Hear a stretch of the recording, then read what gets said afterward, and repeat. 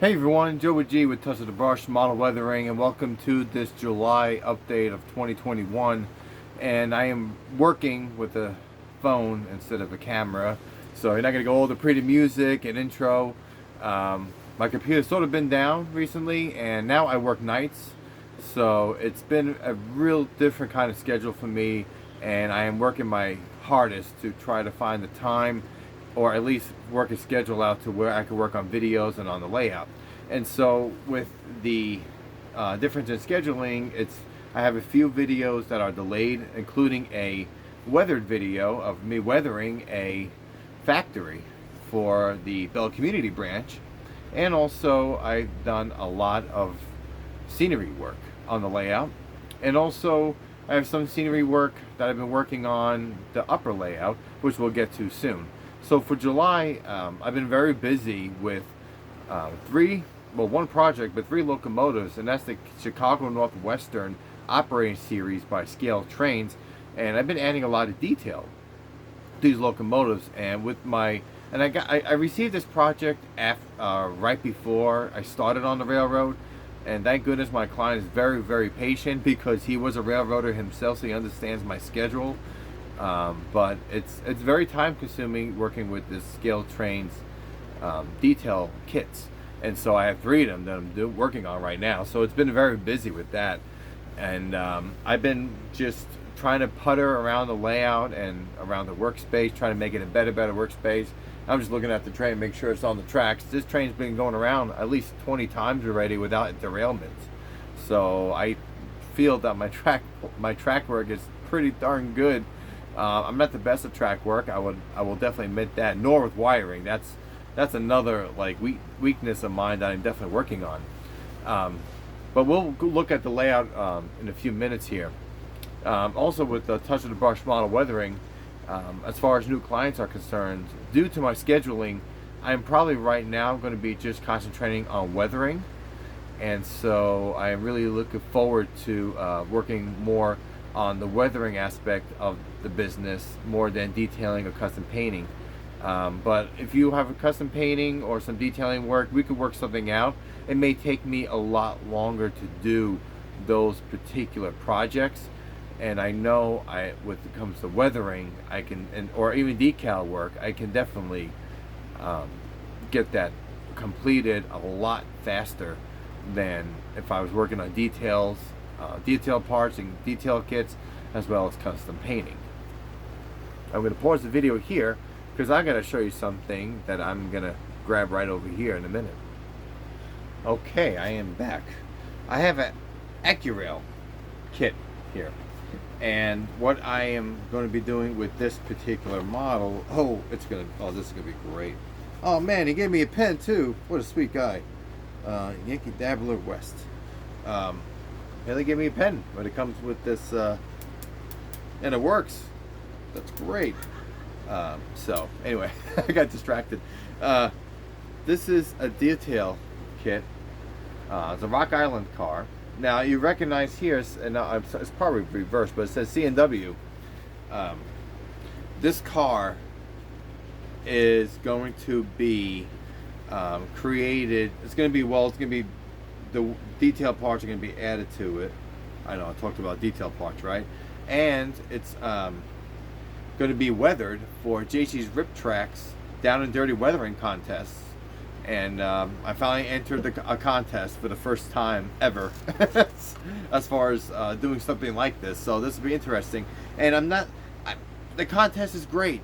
It's awesome. I'm really excited for it. But I'm mainly doing this project as a challenge for me to weather this baby, because what I've got planned, and first I have a C&W box car, and I literally just was looking through some prototypes, and I found a Rock Island car that has 3 different layers of lettering and different paint schemes underneath it, and it says C&W. So it took me a certain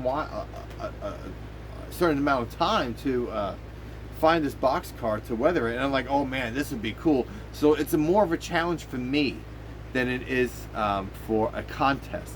So JC's Rip Track, I mean, I'm doing it because it's fun. That's all. That's all the reason why I'm doing it. I don't care about winning.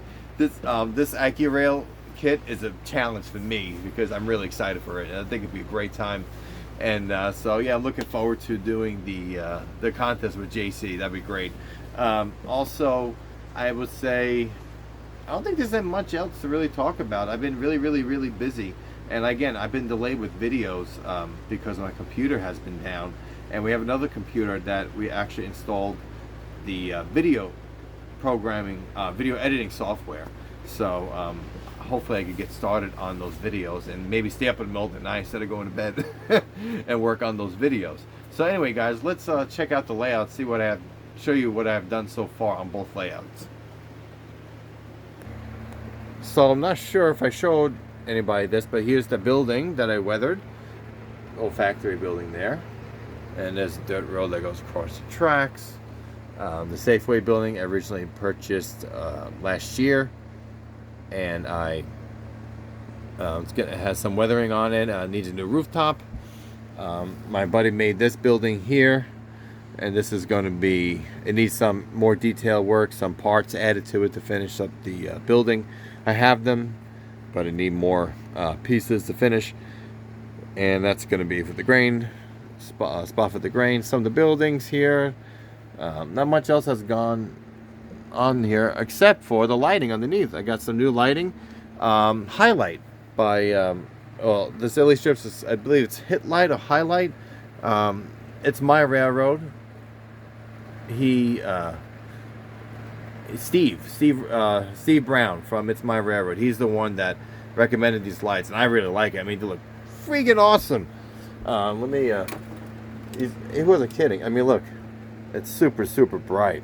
Well, I mean, I'll shut all the lights off here. You can really see, and hopefully I don't make anyone sick here by my horrible moving of the camera. But I mean, this whole section is dark. You can see up here, it's all pretty much dark, and the whole layout's lit up underneath. So I need one more spot for over here. It's pretty dull. I might purchase another one and continue it all the way around, so the whole underneath of the layout and around my little office is lit up. So there, I like it. So up here on this layout, again, about 25 times this train's going around here. But first, here are some of the locomotives I've been working off with our clients. So the detailed parts have been added. Some weathering. I need to weather this particular locomotive in the foreground and add some more detail parts to all three, and these will be completed for him. The only thing about the detail parts that come with the scale trains kit, you have to paint them. So after I add the details, I need to paint them and then weather them. But yeah, I really like these models, and I'm thinking about purchasing a Conrail SC40-2 Operator Series and just add the details, since I'm getting so good at it. Even though I'm not that's not my favorite thing to do, is add detail parts, but I'm understanding how to make them. So anyway, here's our train going around. I got about 20 cars on him right now.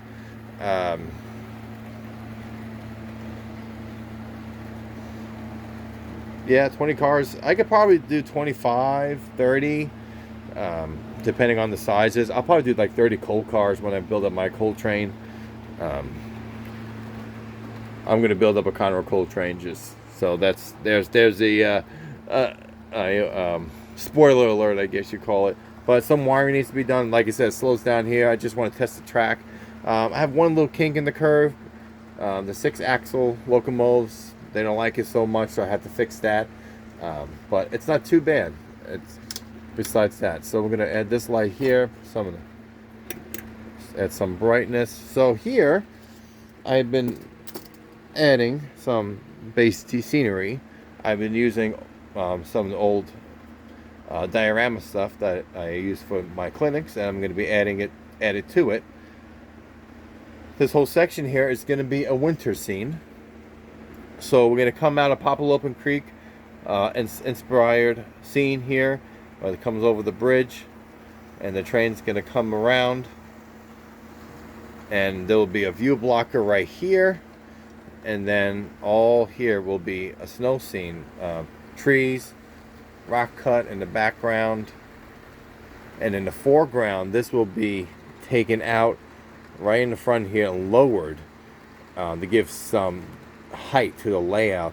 And in the bottom, well, this whole piece will go down, and there'll be like a log cabin, maybe a snow-covered dirt road, a gravel road going over the tracks. Going this way, it will come up this way. There'll be a road, just an old cabin in the woods in the snow.